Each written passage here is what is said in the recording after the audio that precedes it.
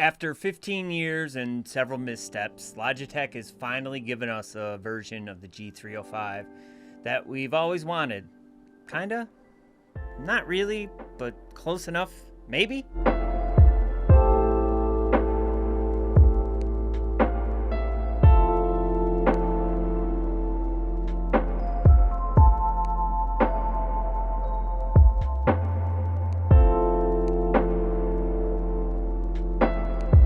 Since this mouse has quite the history, let's start with a little primer. What we call the G305 started its lifespan all the way back in the early 2000s. It started with the Logitech G1, itself basically just a modified version of Logitech's just plain old computer mouse. At a time when any gaming focused equipment really did offer you a tangible difference, it grew in the hearts of many a Counter-Strike player, and from the original G1 we saw several iterations, the G100 all the way up to the much loved G Pro Wired. A simple, straightforward gaming mouse that didn't really have a bunch of features that you didn't really need. It became very beloved by people who didn't really care about what trends were happening in the gaming mice world and simply wanted a shape that they loved with internals that didn't suck. We also saw the G102 and the G203, budget variants of the same great mouse that kept that iconic shape. Most people would agree it was a really great move. Then they gave us the all-glorious G305 in 2018. And Logitech did pretty much what everybody wanted. They kept the exact same shape, but they updated the internals and they gave us wireless functionality. They also kept the cost down. The G305 was almost universally loved for its low cost and its simplicity, which allowed for modders to really go buck wild, 3D printing shells, different switches, you name it. It was at this point that Logitech went in a different direction. We've gotten an updated version of the G305, but it's basically just a different color. While the original G305 from 2018 is still a powerhouse, people have been long asking for a lighter weight with updated internals, all while keeping the price at a pretty reasonable point. And while some of those things have happened here, I think most people are going to be pretty underwhelmed at the G305 X Superlight. What hasn't changed? Well, thankfully, the shape. But as far as things staying the same, unfortunately, that's kind of it. The rest is basically out the door with changes, or additions in some cases that really make you wonder. The G305X doesn't seem to share that same soft touch coating that most Logitech's premium mice have, and in fact, it doesn't really have much of a coating at all. It makes it pretty slippery and pretty hard to hold. The side buttons have changed a little bit too. They feature a little bit of a cutaway at the bottom. This helps with gripping and liftoff, but it still feels extra slippery, especially around the backside. If you've ever used an egg-shaped mouse, you'll know that having a slippery back end makes it super uncomfortable. I have pretty big hands though, so your mileage may vary. You'll probably want a spring for grip tape though, because it's not included. Gone is the removable battery. The original G305 was powered by a single AA or AAA battery, a feature that a lot of people loved. Now look, prior to 2020, I hated the idea of wireless gaming mice and batteries and all that too. But times have changed. I don't see having a AA replaceable battery as a feature anymore. I feel like every battery is replaceable if you're kind of willing to take the mouse apart, which we've already said the G305 is loved for being modded, so that means people want to tinker with it. You can just put in a new lithium-ion battery. It's not that hard. That being said, I know a lot of people love the AA feature, so realistically, I don't see a harm in keeping it, but you know, it is what it is. I'm happy there's a regular lithium-ion battery here, but it's kind of a bit odd to see it go. The biggest change due to ditching the battery is the weight. The G305 X Superlight is down to about 60 grams. That's down from about 100 grams with the battery on the original G305. But honestly, I wish it was a bit lower. Given that pretty much every G305 clone out there is roughly 60 grams, it would have been nice to see this come well under that. For a sensor, we got the Logitech Hero 44K sensor. It's not the Hero 2 sensor, but it's not the Hero 1 sensor either.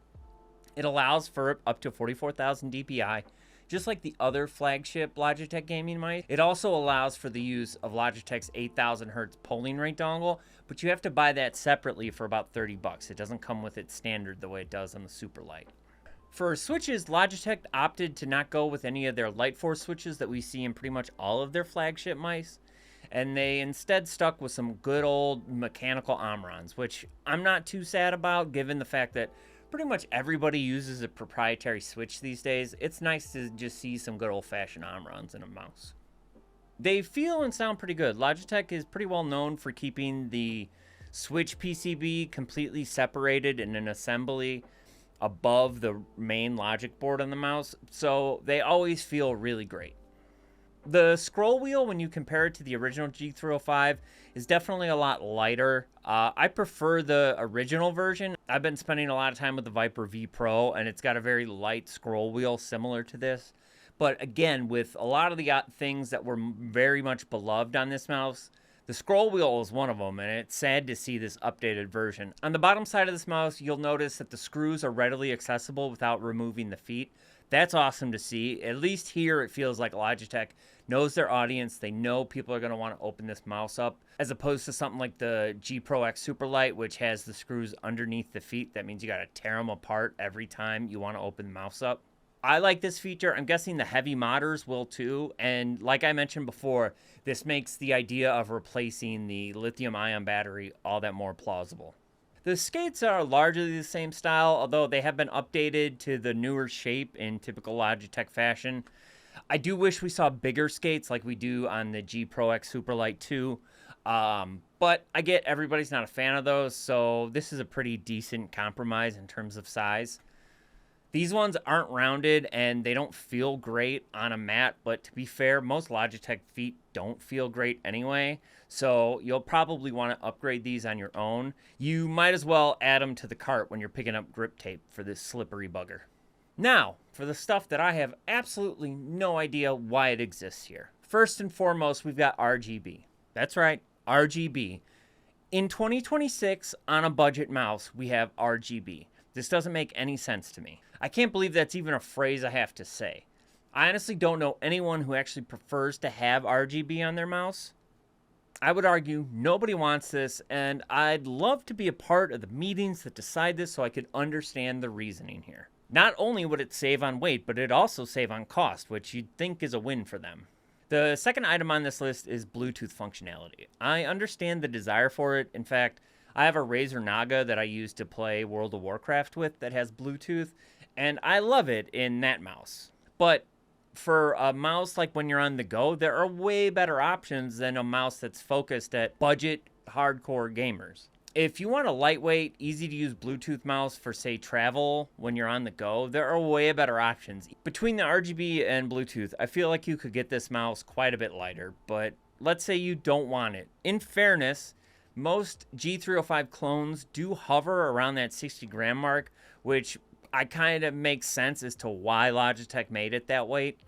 But what about cost then? I mean, I'm sure it doesn't cost that much money, but you would think anything Logitech could do to save them money, they would do. So why not ditch the RGB and Bluetooth here? Overall, I don't hate it. The sensor and clicks feel good. It's a Logitech mouse after all. The shape does feel good. The G305 is a tried and true shape. We're going on 20-something years now. If it wasn't as slippery, I'd probably enjoy it more. If it had that more soft touch coating that the G305 X Superlight has. But I don't feel like it's that hard to get the features that people have been looking for right in this mouse. At a minimum, ditching the RGB would be a solid move. Bluetooth, it's nice to have, but I just don't see it being the killer feature that makes somebody buy this mouse over something else. The amount of clones that exist should tell you people want a cheaper mouse with this traditional egg shape with decent enough technology inside that makes it easy enough to tinker around with. I'd love to see Logitech make sort of a flagship junior with the G305 shape. You have the G305 X Superlight as their sort of flagship gaming mouse, and then you have the G305 as sort of the budget version of their still high-end gaming mouse. It keeps pretty much everything, ditches the RGB just like the G305 X Superlight. We get a pretty much updated sensor. It could be a generation or two behind. You could give us the mechanical switches, cut basically all the frills out, just give us the mouse that we know and love, and, you know, price it at about $70, which I have a feeling this mouse technically costs $80, But Logitech a lot of times puts their mice on sale, so I have a feeling it's going to hover around that $60 to $70 mark. I'd really love to see the 8000 hertz dongle included, but hey, it looks like those who really wanted the G305 shape are probably going to have to wait another 10 years.